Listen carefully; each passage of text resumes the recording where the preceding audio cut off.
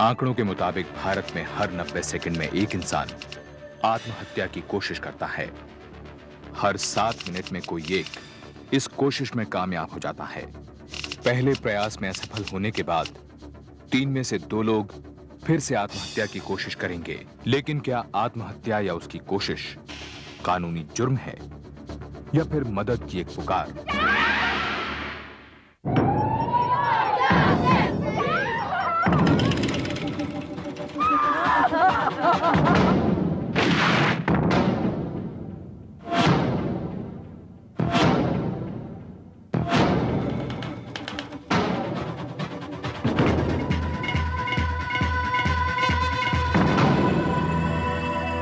पे एक नट डाल दे।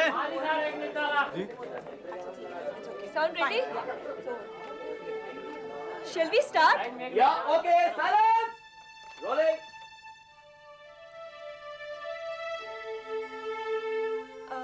तलवी साहब, उस दिन यानी 25 अप्रैल 1985 को जो हुआ, क्या उसके बारे में आप हमें कुछ बताएंगे?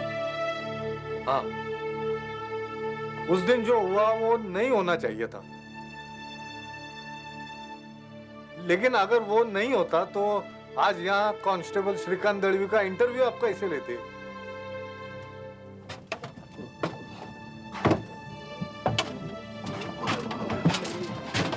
आज तो गर्मी से बुरा हाल है और ऊपर से ये शादियों का मौसम।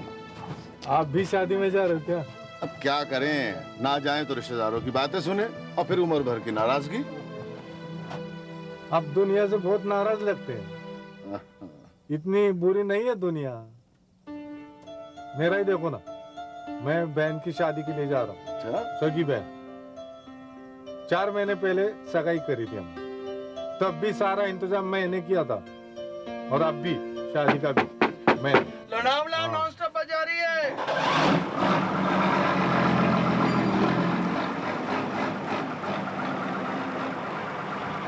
अरे तुम्हारे तो सुबह गाड़ी पहुंचेगी। अरे बहुत सो जाओ सो जाओ सो जाओ सो जाओ आराम से।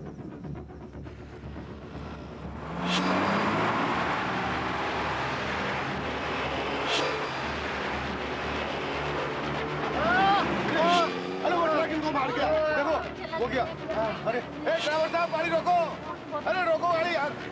अरे घाव इतना गहरा है भैया। अरे भैया अस्पताल ही ले चलो गाड़ी को पहले। अरे नहीं नहीं, मुझे कुछ नहीं हुआ है, मामूली सी खरोच है। ये मामूली सी खरोच है क्या? खरोच छोटी नहीं बड़ी मोटी है। हाँ। मेरा कहना मानो और अस्पताल में भर्ती हो जाओ। हाँ भैया अस्पताल में भर्ती हो जाओ, देखो कितना खून बह रहा है। नहीं नहीं भैया, मुझे पता है ना मुझे कितना दर्द हो रहा है। अरे भैया पाँव फटने तक मैं वडगांव नहीं पहुंचा ना तो गड़बड़ हो जाएगी। मेरी बहन की शादी है। हाँ भैया, मैं उधर ही किसी दवाखाने में चला जाऊंगा। सामने से आते हुए ट्रक से श्रीकांत के सिर पर गहरी चोट लगी। बस चालक तथा बाकी यात्रियों के काफी समझाने के बावजूद श्रीकांत दलवी अस्पताल जाने के लिए तैयार नहीं हुआ। पास के एक डॉक्टर से पट्टी करवाकर वो बड़गांव अपनी बहन की शादी करवाने पहुंच गया। इस दुर्घटना के होने वाले अंजाम से वो अनजान था। इधर का लेकिन ताई, ऐसा है कि दर्द तो आदमी को सहना ही पड़ता है जिंदगी में। कभी आदमी गिर जाता है, चोट लग जाती है ना, तो कभी किस्मत चोट दे जाती है। लेकिन हर आदमी की ड्यूटी है, हर आदमी की ड्यूटी है कि दर्द को सह लेना और अपनी बदकिस्मती जो है ना उससे लड़ते रहना। और आपका दर्द क्या वो कम हुआ? हाँ हुआ ना। 10 दिन बाद 18 जून को मैं ड्यूटी ज्वाइन किया। और ताई मुझे भूख लगी। रुक्मिणी, खाने में क्या है? कितनी देर कर दी पापा, आप कब से इंतजार कर रहे हैं, पहले होमवर्क करा दो। खाने में क्या है रुक्मिणी? मसूर की दाल, लौकी की सब्जी और आज गुड़पोड़ी बनाई है। खाना लगाओ? अरे नहीं, ये बच्चों का होमवर्क करते हैं ना, बाद में खाना खाएंगे। तुम कपड़े तो बदल लो, नहा लो। नहीं पापा, पहले मुझे 3 का टेबल समझ में नहीं आ रहा, इसे समझा दो। अरे उसमें समझाने का क्या है, सिर्फ याद करने का है। 3 एकम 3, 3 दूनी 4, 3 तिये 6। ये तो गलत है। 2 3 6 होते हैं। मैं भी तो वही कह रहा हूँ, 2 3 2 3 6 होते हैं। चलो तुम लोग खाना खा लो, चलो चलो चलो। खाने में क्या है? मसूर की दाल, लौकी की सब्जी और आज गुड़ पोली भी बनाया है। क्या हो गया तुम्हें? अभी तो बताया था खाने में क्या है। तबीयत तो ठीक है ना? फिर दुखने लगा? अरे नहीं रे, कुछ नहीं दुखने लगा। चलो मैं नहा के आता हूँ। चल।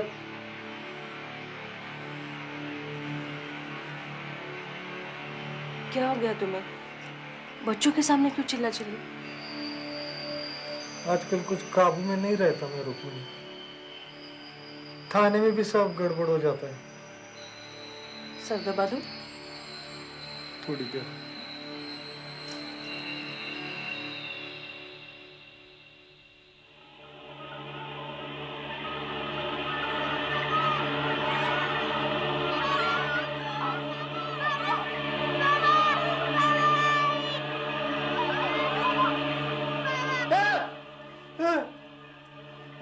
क्या हो गया? बस में हुए हादसे से पहले भी श्रीकांत को कभी-कभी अजीब दृश्यों का भ्रम होता था, लेकिन दुर्घटना के बाद ऐसा अक्सर होने लगा। 6 महीनों में श्रीकांत की हालत बद से बदतर हो गई थी। सिर दर्द के साथ उसे कमजोरी, भूख न लगना, नींद न आना, घबराहट और भुलक्कड़पन की शिकायत होने लगी। बड़े अस्पताल न जाने की उसने जिद पकड़ ली थी। आखिरकार रुक्मिणी के दबाव में आकर श्रीकांत मुंबई के एक बड़े अस्पताल में जांच करवाने पहुंचा।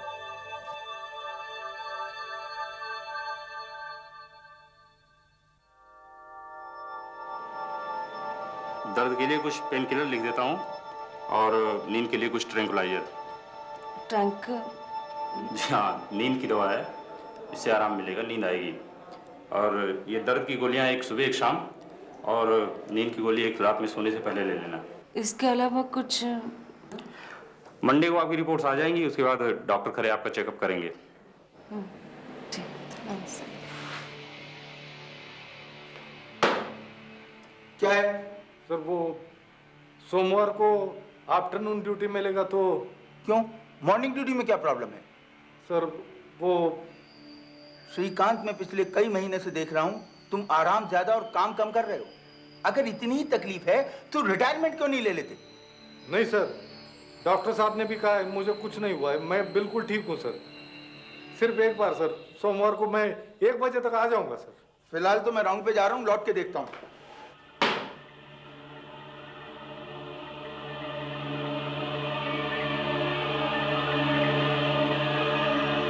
क्या हुआ श्रीकांत, ठीक तो है? सर दबा दूं क्या? ज्यादा सियाना मत बना। काय को पंगा लेता है रे तुम लोग मेरे साथ? मैं कभी पंगा लिया तुम्हारे साथ है? फिर काय को मेरे पीछे पड़ते हो तुम लोग? डॉक्टर ने भी कहा है मेरे को कुछ नहीं हुआ है, फिर मैं क्या बिगाड़ा है तुम लोगों का? परसों मेरे वड़ा पाव में जहर किसने मिलाया रे? हाँ? हाँ?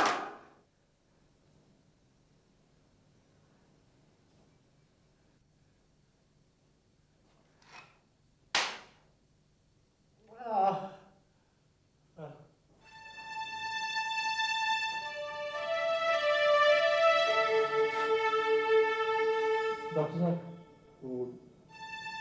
एक्सीडेंट के पहले मेरे को अजीब अजीब सपने आते थे डॉक्टर।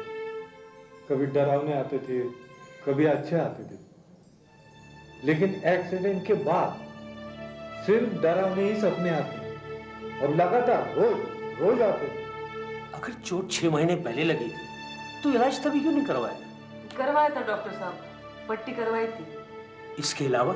वो पिछले हफ्ते डॉक्टर साहब मिले थे ना दूसरे, उन्होंने ये गोलियां खाने को दी थी। ये गोली खाने से दर्द भी कम है, नींद भी अच्छी आती है। हाँ, लेकिन सपने अभी भी डरावने आते। डॉक्टर खरे को शक हो गया था कि श्रीकांत की मानसिक हालत पर काफी असर हुआ है। कुछ महीनों की और जांच के बाद डॉक्टर खरे ने पाया कि श्रीकांत खंडित मानसिकता या स्किज़ोफ्रेनिया से पीड़ित है, जिस रोग के कारण समय समय पर रोगी को अजीब अजीब ख्याल आते हैं। सिर पर चोट लगने के कारण श्रीकांत का ये रोग बिगड़ गया और इलाज न करने पर और बदतर हो गया। इस रोग के इलाज के लिए श्रीकांत को बिजली के झटके भी देने पड़े। मुंह खोले मुंह खोले मुंह खोले।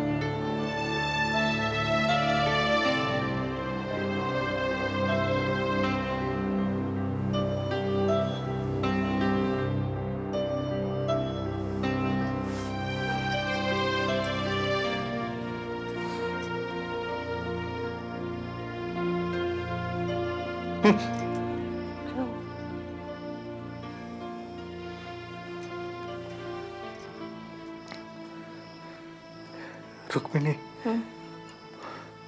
वो बिजली का धक्का लगने से पहले ना लगता है कुछ हो जाए, भूकंप आ जाए, बाढ़ आ जाए, लेकिन वो बिजली का धक्का नहीं लगे। उससे तुम्हारी तकलीफ नहीं देखी जाती।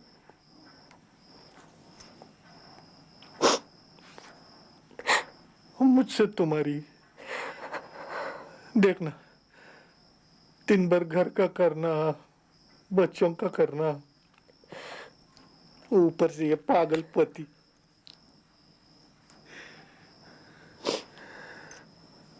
तुम्हें और कुछ दे तो नहीं पाया मैं, मुसीबतें और बढ़ा दी। कल को अगर मेरे को कुछ हो गया तो? क्यों होगा तुम्हें कुछ? कुछ नहीं होगा। सो जाओ। दवाई खाई ना? हाँ? दवाई खाई? हाँ।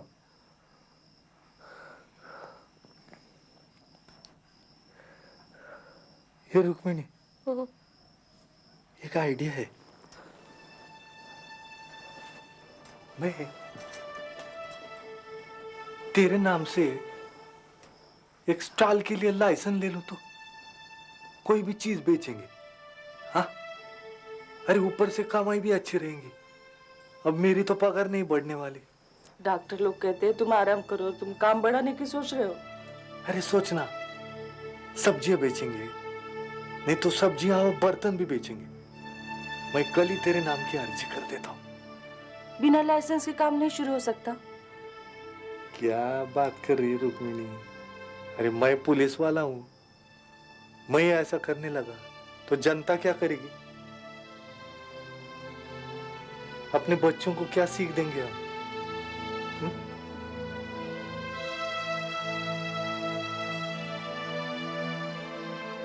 उताई चिराग तले च अंधेरा होता है। मेरे को क्या लगा, मैं पुलिस वाला है ना, तो मेरे को लाइसेंस जल्दी मिलेगा। वो ट्रीटमेंट का कुछ नहीं है, वो तो मैं कर लेता था। वो इलेक्ट्रिक का शॉक, वो भी मैं सहन कर लेता था। परेशानी बहुत हुआ, लेकिन मैं सह लेता था। लेकिन ये लाइसेंस के चक्कर में जो परेशानी हुआ मेरे को, वो मत पूछो। रोज वहां जाने का, वो ऑफिसर लोगों से मिलने का, फिर मंत्री को जाके मिलो, उसका चिट्ठी लेकर आओ, फोन करो, उधर उनके ऑफिस के बाहर बैठो, उनका इंतजार करने का, फिर फोन करने का, फिर जाना आना, ऑफिसर से मिलने का। और 2 साल किया मैं ताई। बहुत थका दिया ये लोग मेरे को।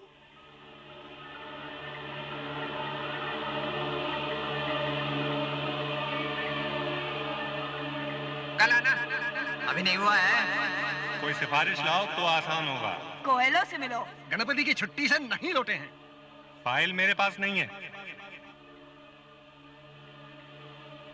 हेलो कोयलो साहब, मैं श्रीकांत दलवी कांस्टेबल श्रीकांत दलवी बोल रहा हूँ। हाँ, मैं वो अर्जी दिया था लाइसेंस के लिए, स्टॉल का लाइसेंस। हाँ, अप्रैल 83 में 83 में दिया था। कल?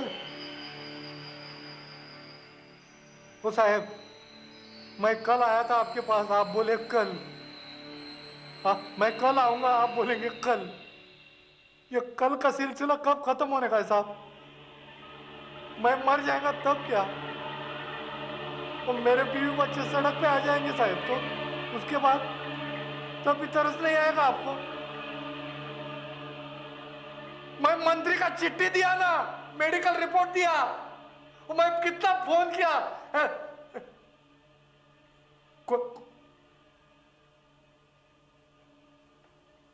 हेलो,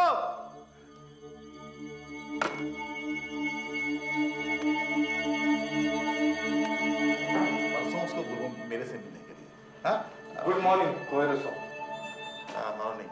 मैं कांस्टेबल श्रीकांत दड़वी। आपने मुझे आज बुलाया था, मैं कल फोन किया था आपको, वो स्टॉल के लिए अर्जी दिया था मैं अप्रैल 83 में। मैंने बुलाया था? अच्छा, तो तुम ऐसा करो कि अकाउंट्स ऑफिसर से जाके मिलो। हाँ जी।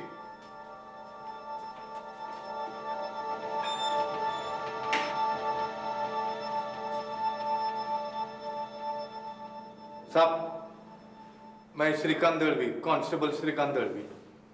वो मैं एक स्टॉल के लिए अर्जी किया था अप्रैल 83 में, 83 में, और मुलुंड में। उसके बारे में यहाँ किस लिए आए हो? कोहेलो से मिलो। लेकिन उन्होंने कहा आपसे मिलने को। या तो कोहेलो मुझे पागल समझता है, या तुम्हें, या उसका दिमाग चल गया है। अरे तुम्हारी अर्जी का यहाँ क्या काम? मैं किधर जाऊं? घर जाओ, आराम करो, और जाते वक्त धीरे से दरवाजा बंद करके चले जाओ।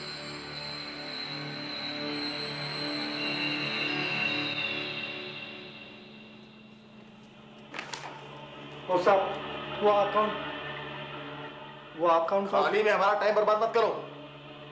तुम्हारा फाइल अभी इधर नहीं आया है, अगले हफ्ते आके पता करना। हाँ।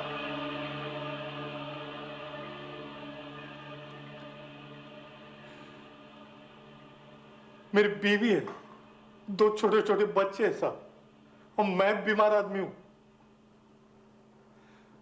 मुझ पर दया करो साहब, मेरे को ना इस स्टॉल की बहुत जरूरत है। मैं आपके आगे हाथ जोड़ता हूं, मेरी मदद करो साहब। मदद करो? क्यों मदद करो भाई? हैं? तू कोई मेरा रिश्तेदार लगता है? ये तूने कभी कोई मेरी मदद करी है? मदद करो? अरे बीमार है तो जा अस्पताल जा। अरे तेरे को तो पागल खाना जाना चाहिए। चल जा यहाँ से।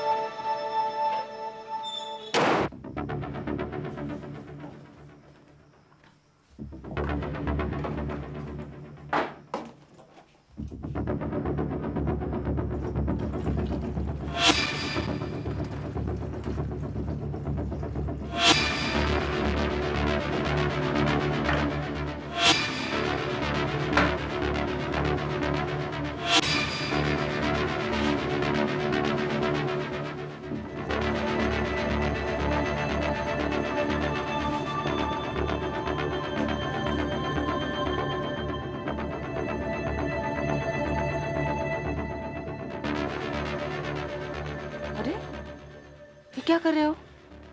कहाँ जा रहे हो? ओ रुक्मिणी, अभी बस भी कर।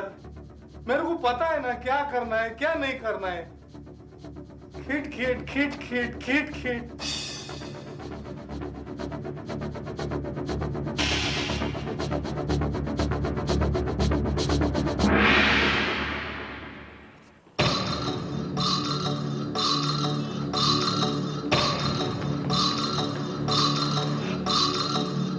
कमिश्नर साहब, ओ कमिश्नर साहब, मैं तो पागल हूं ना, मैं आम इंसान थोड़े ही ना हूं।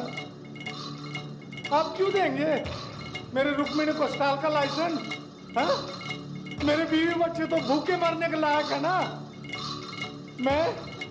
मैं जिंदगी भर उनको सिर्फ दुख दे सका, शायद मरने के बाद सुख दे पाऊं। कमिश्नर साहब, मेरे मरने के बाद मेरी बीवी को स्टॉल का लाइसेंस देना जरूर देना, मेरे मरने के बाद।